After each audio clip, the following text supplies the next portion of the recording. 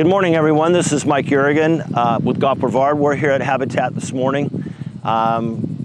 Customary, I'd like to give a couple updates on what's going on, and then I'll give you a few other things to ponder as we go into the season. We just spent yesterday and today aerifying and verticutting the golf course. We verified the greens with the small tines, so the recovery time should be 5 to 10 days. We'll have our discount special, the 1991 here at Habitat for the week. We'll hope you come out and see what's going on. Standing on the new driving range that we put out. We put the mats out, and we've got the irrigation running for probably another week or so with the new sod we put up. Eventually, what I'd like to do probably next summer is that we're going to take the tee box and we're going to raise it up, level things out a little bit. We're going to put some tables and chairs and some umbrellas out here to where you can come out and bring the kids and grandkids out to hit some shots and be able to sit and watch. And but the mats, primarily the mats are going to be used mostly in the wintertime. Let's say if we have a dry winter like we did last year where the tee gets pretty chewed up, we'll come to the mats, we'll top dress, fertilize, weather conditions obviously going into January through March. And those are the times where the grass, as you all know, slows down, and we, instead of trying to oversee with some ryegrass and then trying to keep that up and then keep it watered and everything, that's just, it's just one of those time-consuming things and an expense that the mats will help us over a period of time. But we'll only use it in rare circumstances, usually when we are making some changes to the tee box or whatever, maybe next summer. Number one, up by the green, we put about 5 pallets up on the edge of the cart path, so we're going to be watering that. We have the water schedule. It comes on for 5 minutes at the top of the hour from around 10 o'clock, 11, 12, usually through the afternoon. And if we get an afternoon rain, the system will shut down automatically, and we won't have to worry about turning it on or off. So, another couple weeks we'll have to kind of mess with that a little bit. And we'll start landscaping and doing some things out here also to try to make it look more attractive. We've been extremely busy the last several weekends, and we appreciate the support of everybody coming out and playing. Couple of notes of interest. We have the local district high school golf tournament here at Habitat, and weather permitting and the way things go, it's scheduled for October 8th. Well, hopefully we'll keep the storms away and we'll be able to have the kids out. There'll be almost 100 of the high schoolers out. It'll be the boys. I'm not sure if the girls are going to be playing also, but we've got the day booked out from about 9 o'clock in the morning to about noon. So they'll do straight tee times. We'll have the golf course ready for them. And we're pretty excited about showing the golf course off. With all the work that we're doing now in the next couple of weeks, the transition with the weather, all the different things that are going on. But that's going to be pretty exciting to see the kids out playing golf and see if they can take it to the next level. I think the regionals are after that, and then if you qualify in the top 2 or 3 spots, you go on to the state tournament. So what I'm asking, I guess, long story short, is to any of you that would like to volunteer for that day, please stop by and see Greg or Jeff and Steve. And what I'd like to do is I'd like to have a volunteer on every green where we would have someone with the bunker rake so the kids don't have to carry the rakes with them. We'll have a volunteer on every green, maybe a volunteer on the tee boxes. And, if the weather stays warm, we'll have some waters out there and everything. So please, if you would like to support the kids, please come out and see the guys in the shop. And we'll see if we can get you out there on one of the whole assignments or whatever. But it's pretty neat stuff, and it takes us all back to when we played as kids, and I was fortunate enough to play in high school and college. So that's a great sounding piece for us for what we're continuing to do with the junior program and what Steve and he started and what Gary and everybody's done over the last 6 years. So secondly, the Folds of Honor is on November 9th. Saturday. Again, weather permitting, the last couple of years, we've been fortunate. Last year we were fortunate to be able to play. The year before we had to postpone it a week because of the rain came in and the storms. So keep your fingers crossed we'll be able to keep the Folds of Honor going. This year, our sponsorship drive is probably going to, hopefully it won't come up short, but our goal is $50,000 every year. We set a standard several years ago. And any of you that are willing to help out, support, sponsor that event, come and play. Obviously, it was a big part of it. That's another big charity that we like to support, not only nationally but locally.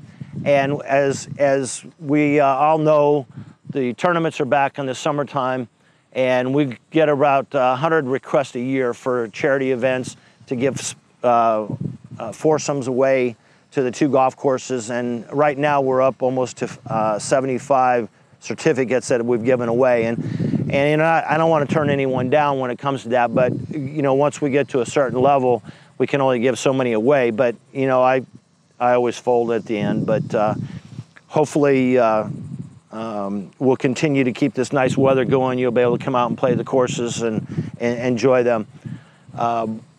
As we go into the wintertime, all the different things that we do at the golf courses, the outings and things like that, we try to limit the outings to 1 a month, because we know that most of you that play work during the week and want to play in the weekends. We want to be able to have tee times available.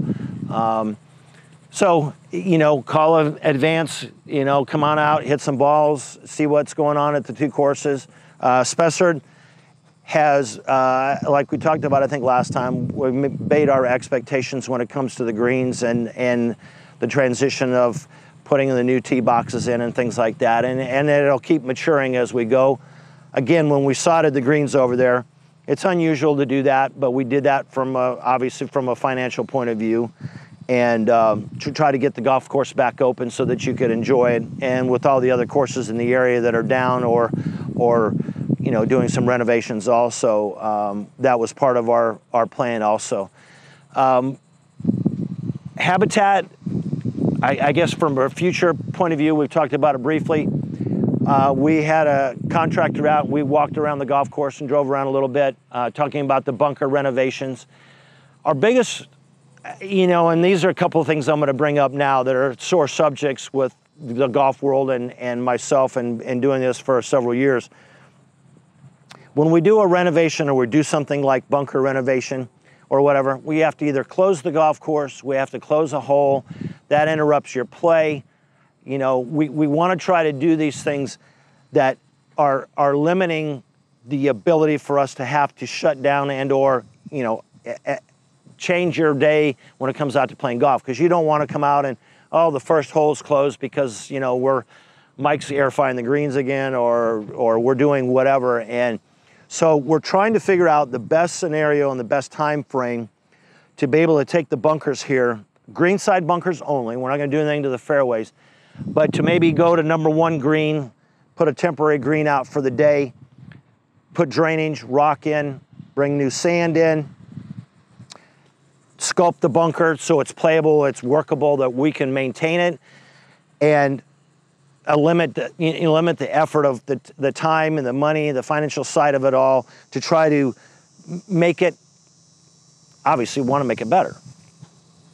With that said, our biggest challenge is the golfers, time, interrupting your round, all those different things that, you know, that I just mentioned, to try to simplify that. So I'm going to go to the board today and we're going to put together a budget, and somewhere between $300,000 and $350,000 when it comes to the end of the day, with sand, the rock, all the gravel, drainage, the pipes.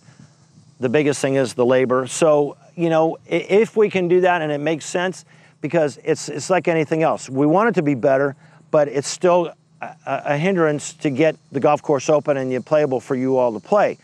Another good example is that when we go out in the morning with the staff, if we tee off at 6:30 here, we tee off at 7 at Spessard. Our challenge is to get the golf course ready for all of you. Got a plane flying over. The challenge is to get all the things that we want to get done for you to be able to go out and play a quick round of golf. I know some of the ladies played on the weekend. They went out at 6:30. They played in 2 hours and 45 minutes, which is fantastic. I think the 3 of them then went out. The problem is if they play too fast and they catch up to, say, Jamie's spraying the greens, where we had an outbreak of insects or anything like that. So we just want you to realize that if we're holding you up because we can't let you go off the back nine at 7 at the beach, or we got to hold you up a little bit here, we're not doing that just because we want to do it. We're doing that because of the process to getting the golf course playable for you to go in the morning. The other factor that we have to deal with, and I hate, this is the most negative thing I can talk about that makes me the most uncomfortable. We've had some damage done to the greens here at Habitat, where we've had people actually taking divots out of the greens. And I had formulated a long email that I was going to send out, and it was, you know, some positive, some negative, and I was like, okay, what do I need to say and not say? So from today forward, we're going to have a zero tolerance policy.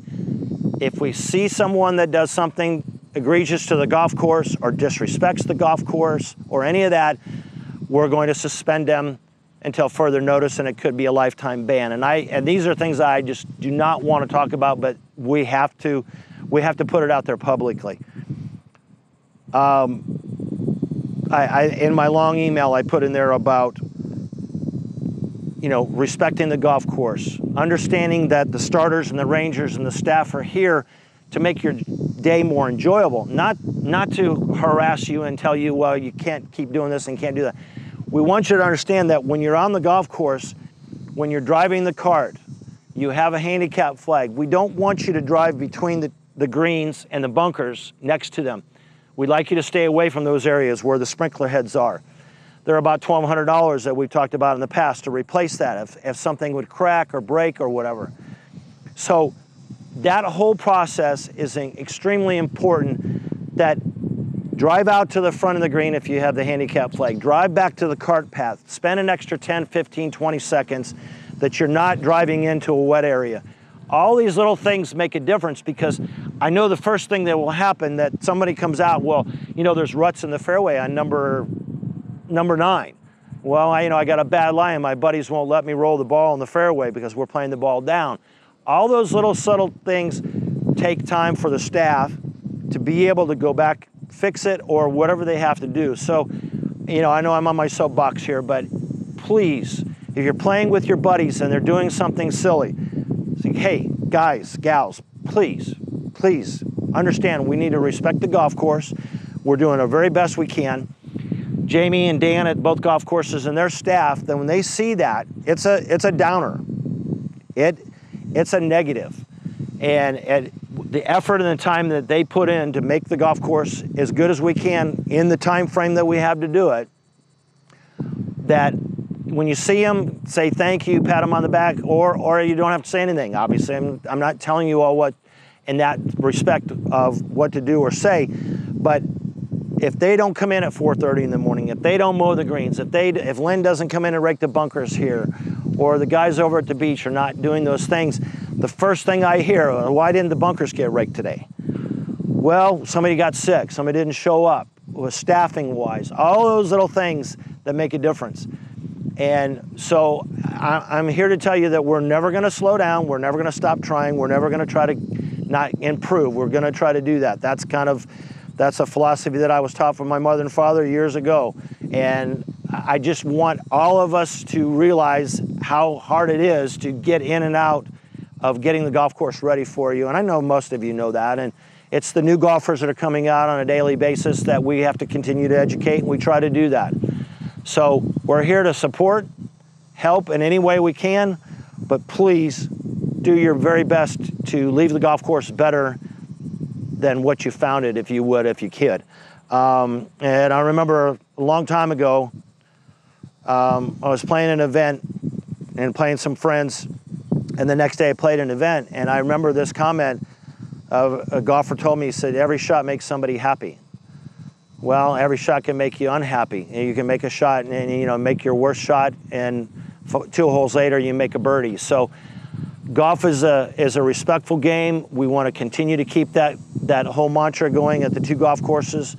and 99% of us are doing a great job, but it's that one little thing that kind of slows us, puts us down. And I know I'm rambling here a little bit, and I know Caleb will clean it up a little bit, whatever he needs to do. So with that said, thank you. We're on another record month here at Habitat. Spessard is keeping up pretty good too now that we've reopened.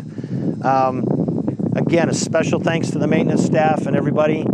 I want to thank Caleb for all the marking and effort he does for these videos and tries to make me look a little better than I already am or not. He's got a little one on the way in a couple weeks, so we might not see a video coming out in the next several months, but I'll try to keep you updated on emails, and I'll probably send out another email in the next, probably in the next 4 to 5 days regarding some of the stuff and the topics I talked about, because I know not everybody watches the videos. I don't know why, but with that said, I appreciate it. Quick tip before we go, I just got my new Opus wedges from Callaway, and I have to say they're the best wedges I've ever played with. And I always been very finicky about my wedges and the feel and the weight of them. These are brand new, they're a little expensive, but I enjoy challenging myself to different shots or whatever. First time I've ever put a 60-degree wedge in my bag. I've gone down with a 5 wood, don't hit it as well as I used to, but main thing that you want to do when you're looking at wedges or you're buying the wedges, that you want to make sure that when you're setting your club down, the lie angle matches your strength and the weight of the shaft. So shaft will bend a little bit. This one's pretty heavy and a little stiff.